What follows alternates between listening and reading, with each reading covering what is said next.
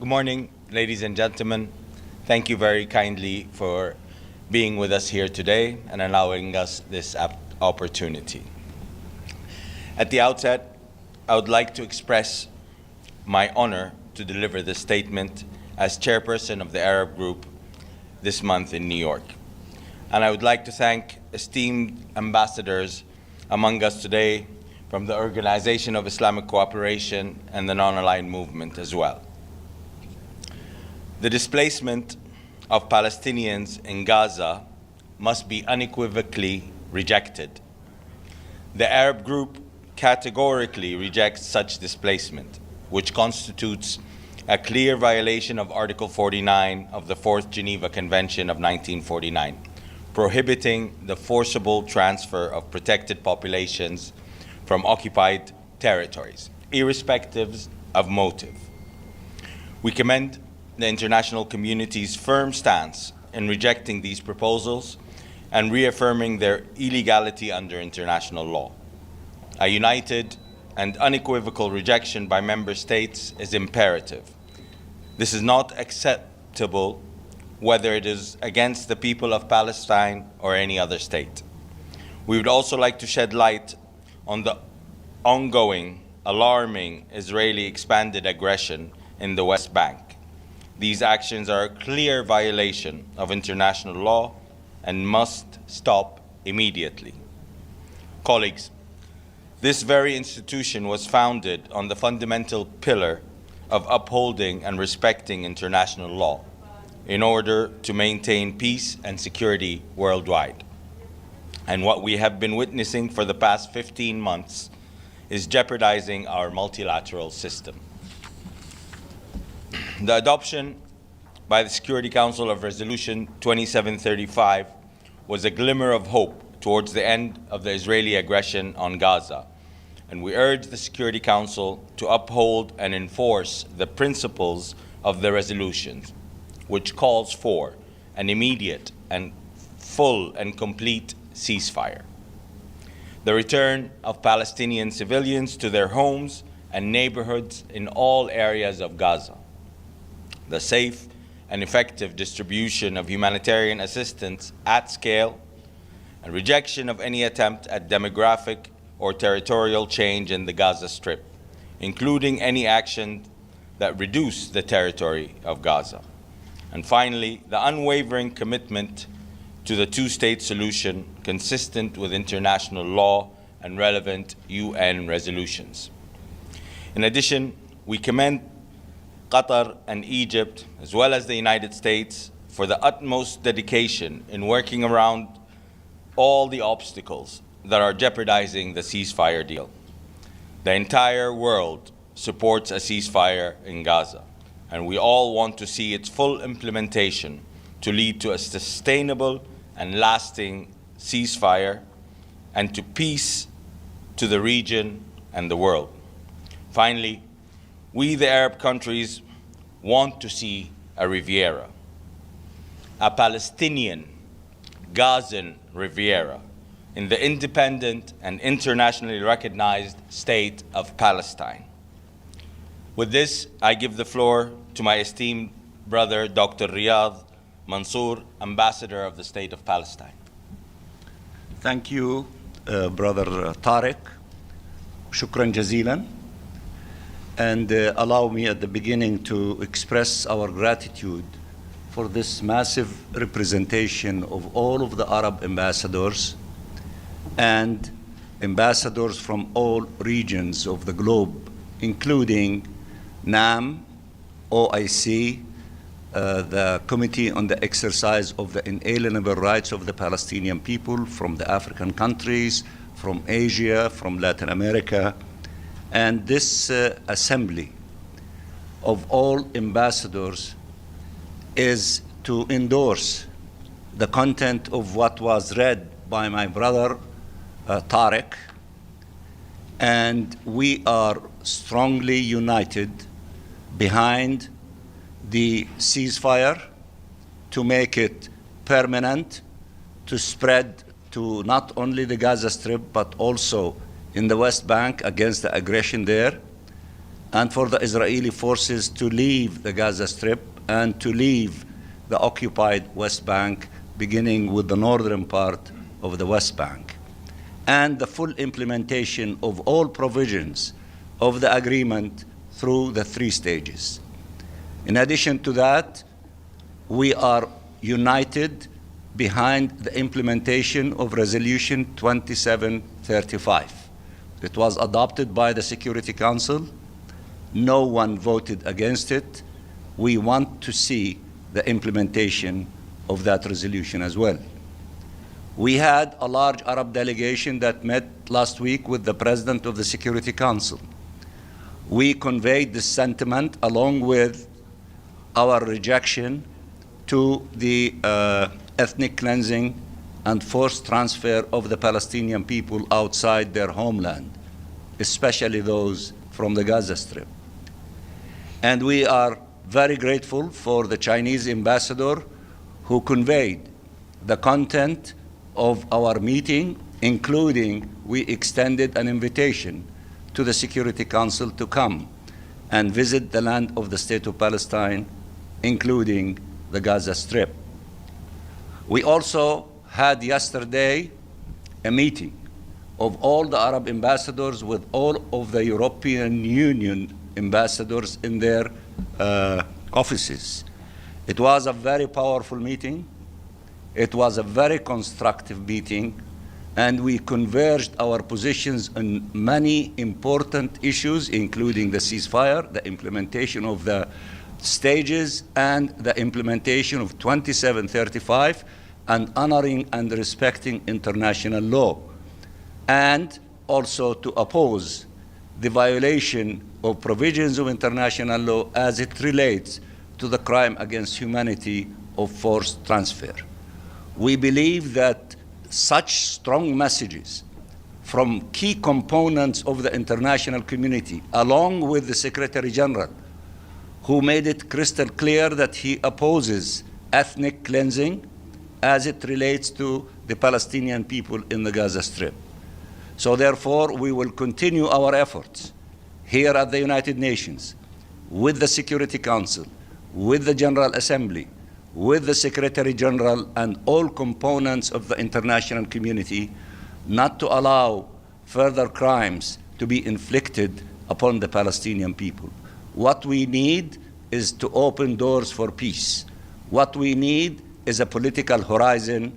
What we need is to put an end to this illegal occupation as soon as possible, as has been articulated by the International Court of Justice, and as it has been legislated by the General Assembly, that this illegal occupation to be terminated within 1 year.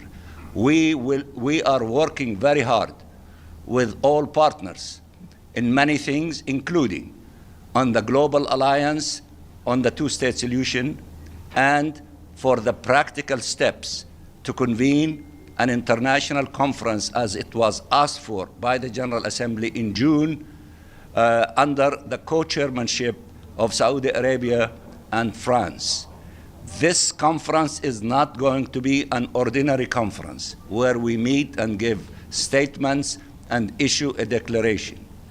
We are in the beginning stages of asking countries to declare commitments of what exactly they will do in order to contribute to putting an end to this illegal occupation. So by the time we meet in June, we will have the summation of all these practical commitments, including supporting the government of the State of Palestine, strengthening it, allowing it to be able to shoulder its responsibility vis-à-vis the Palestinian people. It means that to take practical steps against the illegal settlements and settlers. It means not to send weapons to kill the Palestinians. It means many other things, including for some countries that have not recognized the State of Palestine to do so, and it means for the Security Council to give a recommendation for the admission of the State of Palestine to full membership. These are but samples of the commitments that we expect from all member states, from political groups and regional groups, so that this time all of us will be working for the implementation of what the ICJ told us to do when they said in the General Assembly, adopt the modalities for putting an end to this illegal occupation as quickly as possible. We always work with you, the media. Please tell the story as it is accurately and contribute your efforts with our effort not to allow further crimes to be committed against the Palestinian people, especially the crime against humanity of imposing on us another Nakba, of kicking us out of our homeland. We have no homeland except Palestine.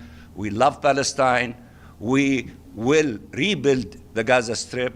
We will rebuild Palestine, and we will celebrate with you, inshallah, soon, the independence of the state of Palestine after the end of this illegal occupation and the membership of the state of Palestine to the United Nations. We thank you very much. Thank you, ladies and gentlemen. We appreciate your time, and this is the messaging that we had for you today. Thank you. Thank you. How is the Palestinian Riviera going to be created, and who will be involved? Well, there's, like any other country that has been devastated by war, if you look at World War II, you have London, you have Warsaw, you have Dresden, you have Stalingrad, you have Hiroshima, Nagasaki, all devastated by war.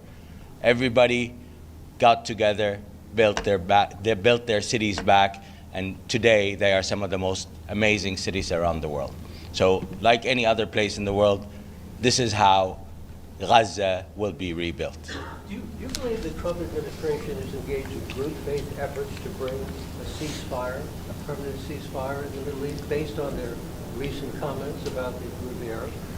Well, let's hope so. I mean, the only way forward is a two-state solution. This is agreed upon by every member state around the globe, and this is what we're all working for since day one of this. This has been 100 years ordeal. We can't let this go on. Two-state solution is the only solution that has not been tried to date.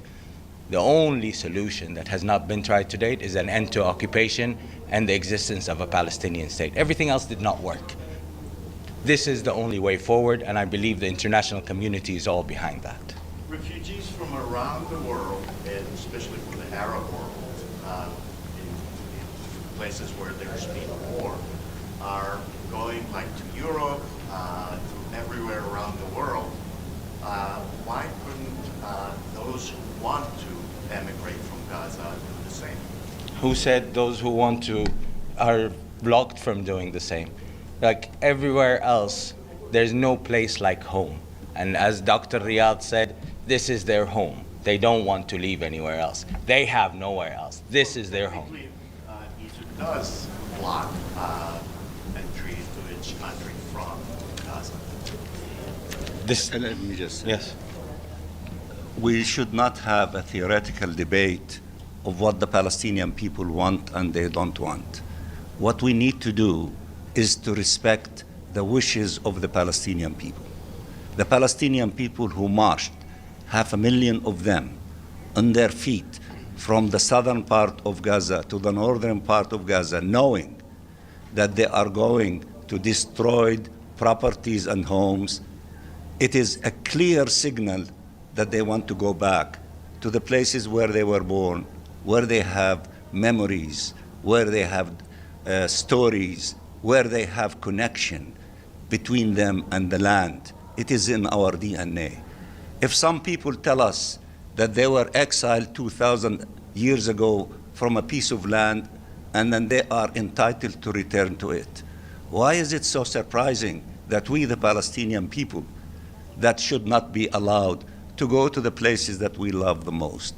And then they tell us about those who were exiled 2,000, then they came and turned the desert into paradise. We are able to turn the destroyed beautiful areas that used to be beautiful in the Gaza Strip to what we want it to be. We are resilient people. If we are not oppressed, if we are not being killed, if in large numbers, if we are not being put in prisons in large numbers, just once we have that opportunity to exercise the self-determination on the lands of our ancestors, our fathers and grandfathers, then watch us as Palestinians, what wonders we will do. There is no one that can rebuild what they want to rebuild, to have paradise here and there, and we, the Palestinian people, cannot do the same and maybe more. So respect the position of the Palestinian people, the desire of the Palestinian people, and to respect what they decide. Don't kill them, don't force them, don't starve them, don't deny them hospitals, don't deny them schools, and then say they have the right to migrate away from hell.